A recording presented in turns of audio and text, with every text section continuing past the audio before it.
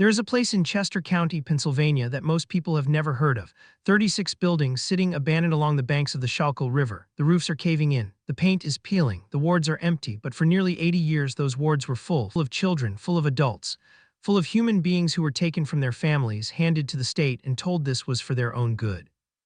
This is the story of Pennhurst State School and Hospital, and it is one of the darkest chapters in American history. It begins, as so many American tragedies do, with good intentions, or at least, with what passed for good intentions at the time. In 1903, the Pennsylvania legislature authorized the creation of a new institution. They called it the Eastern Pennsylvania State Institution for the Feeble-Minded and Epileptic. The name alone tells you everything about the era. This was the age of eugenics. Scientists and politicians across the Western world had convinced themselves that human society could be perfected by removing its so-called defective elements. People with intellectual disabilities, physical conditions like epilepsy, mental illness, they were not seen as citizens deserving care. They were seen as problems to be managed. The plan for Pennhurst was, on paper, ambitious. A self-sufficient campus, farms, workshops, a theater, a power plant. Residents would live and work there, separated from society, but in what officials promised would be a humane environment. Pennsylvania lawmakers approved it. Families were told it was the right thing to do. Doctors endorsed it. On November 23, 1908, patient number 1 walked through the doors. Within 4 years, Pennhurst was already overcrowded. The institution's own records tell a story that gets darker with every page. By 1908, eugenics was not a fringe idea in America, it was mainstream science. Pennhurst's early biennial report to the Pennsylvania legislature included a quote from Dr. Henry H. Goddard, one of the most prominent American eugenicists of the era. He wrote that every feeble-minded person is a potential criminal. That was the philosophy guiding the people responsible for these patients' care. Pennhurst was under enormous pressure to admit more and more people, not just those with intellectual disabilities, not just those with epilepsy. The institution took in immigrants deemed undesirable, it took in orphans, it took in criminals. It took in anyone that society, soaked in the ideology of eugenics, wanted removed from what they called the gene pool. Once you were inside Pennhurst, you were classified. Mentally, you were either an imbecile or insane, physically either epileptic or healthy. Then you were assigned work: mattress making, farming, laundry, baking, shoemaking. And then, for most residents, time simply stopped. The average stay at Pennhurst was 35 years. As the decades passed, the population swelled far beyond what the buildings were designed to hold. At its peak in the mid-1950s, Pennhurst housed over 3,500 residents. The facility had been built for approximately 500. Think about what that means in practice. Beds crammed into aisles, wards built for dozens holding hundreds. Staff stretched impossibly thin, underpaid, undertrained, and overwhelmed. What happens when a system is built on the idea that the people inside it are subhuman? What happens when the staff are exhausted, the administrators are indifferent, and there is no public oversight?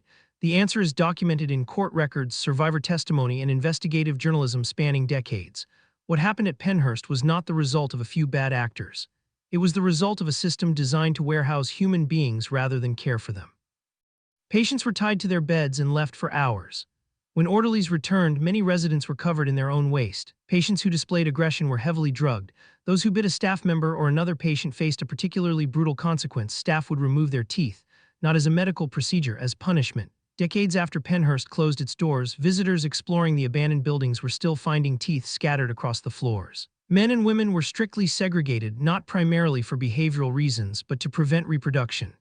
Sterilization was performed on residents without their knowledge or consent, and this practice continued for decades, with no accountability and no consequences for those who carried it out. The abuse was not always covert, it was woven into the daily operation of the institution. One resident, a young girl named Linda Taub, who had both mental and physical disabilities, was strapped into a wheelchair and placed in a straitjacket for years, not because she was dangerous, not because she was a threat to anyone, simply because the attendants did not want to take the effort to monitor her movements. She was capable of walking on her own, she was not allowed to. Linda Taub lived at Pennhurst for 9 years. During that time, she was routinely found bruised and scarred, with no explanation ever given by staff. Hers was not an unusual story, it was a common one. The court records from the later federal case document patient after patient whose experience mirrored Linda's. Robert and Teresa Sobski were admitted in 1971 and placed on a ward so overcrowded that beds filled the aisles. Robert Sobski was never assigned a permanent bed. During his time at Pennhurst, he sustained bruises, bites, scratches, and welts. His medical records documented injuries 3 to 5 inches in length described as minor. There were reports of a staff member sexually assaulting a resident. One resident testified to being thrown across a room by a staff person. Another described a staff member striking a patient with a shackle. These were not rumors. These were sworn testimonies in federal court. By the 1960s, whispers about Pennhurst had begun to circulate outside its walls. Family members who visited came home shaken. Former staff spoke quietly about what they had witnessed, but the institution remained largely invisible to the American public. Pennhurst was doing exactly what it had been designed to do, keeping its residents out of sight and therefore out of mind. That changed in 1968. A reporter named Bill Baldini, working for NBC 10 in Philadelphia, managed to get inside Pennhurst. What he filmed there he broadcast in a 5-part television exposé. He called it Suffer the Little Children. The footage showed the reality of life inside those wards, the overcrowding, the filth, the patients left naked and unattended, the absence of any meaningful treatment or education. Philadelphia viewers watched in horror. Across the country, people who saw the reports struggled to believe that this was happening in America, in the latter half of the 20th century, in a facility funded by their tax dollars. The exposé sparked public outrage. It led to some immediate improvements. Community support programs began to be developed. State officials promised change, but the fundamental structure of Pennhurst remained. The institution stayed open. The residents stayed inside, and within a few years, conditions had deteriorated again. Baldini reflected on what he had done many years later. He said there are a lot of people alive today who are a lot happier than they would ever have been if no one had taken a look at Pennhurst in 1968.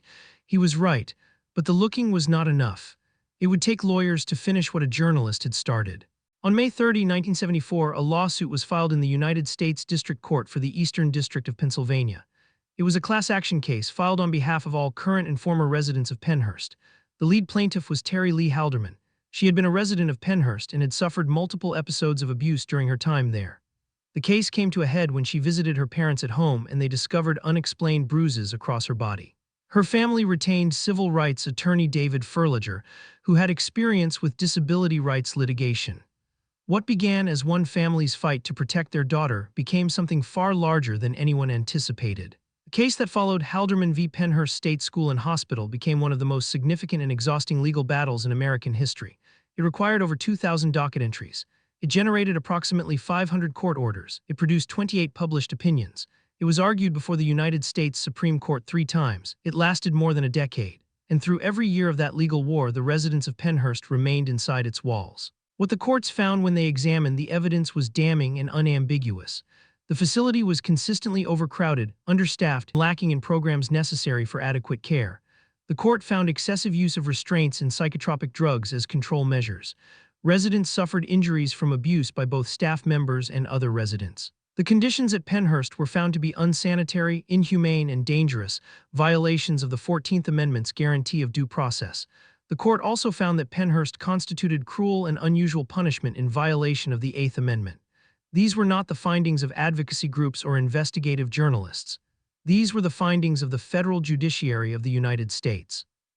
The ruling required Pennhurst to find suitable community living arrangements for all of its residents, along with the community services necessary to support them. A special master was established to oversee the placement of each individual resident and the eventual closure of the institution. The state appealed, and appealed again and again. It took 13 more years for Pennhurst to finally close. On December 9, 1987, the doors shut for the last time. What happened to the people who left? The evidence is striking. Studies conducted in the aftermath of deinstitutionalization found that former Pennhurst residents showed significantly faster developmental growth in the community than they had ever shown inside the institution. They received more services, more program time, and more individual attention at lower cost to the public. Before the transfers began, over 60% of families had opposed moving their relatives out of Pennhurst. 6 months after the transfers, those same families overwhelmingly approved. The people who had been told for decades that they could not function outside the institution's walls went on, in many cases, to build lives of genuine independence and value. Pennhurst was, as one former administrator later acknowledged, a mistake from day one. But the admission came with an important caveat. It was a mistake made by all of us, following the dictates of the best minds of its time. That is not an excuse, it is a warning. Every generation believes it is operating according to the best available knowledge. Every generation is, in some way, wrong about something important. The question is whether the people paying the price for that wrongness are the vulnerable or the powerful. At Pennhurst, the answer was never in doubt. 20 years after it closed, the Pennhurst campus was recognized as an international site of conscience. Its story became central to the American disability rights movement, a movement that culminated in the Americans with Disabilities Act of 1990. The legal and moral framework that now protects millions of Americans with disabilities was built in part on the wreckage of what happened inside those 36 buildings in Spring City, Pennsylvania. Today, the campus has been sold to private developers. For a time, part of it was operated as a haunted Halloween attraction, a decision that survivors and advocates protested bitterly and with good reason. There is nothing entertaining about what happened at Pennhurst. The horror was real, the victims were real, the suffering lasted not for one frightening night but for entire lifetimes. Bill Baldini's footage still exists. The court transcripts are archived, the survivor testimonies are preserved, we have the evidence, we have the names, we have the records. What we owe to the people who lived and died inside Pennhurst is not a haunted house or a ghost story. We owe them the truth, spoken plainly and without flinching. They were not forgotten because they were unimportant. They were forgotten because forgetting was convenient.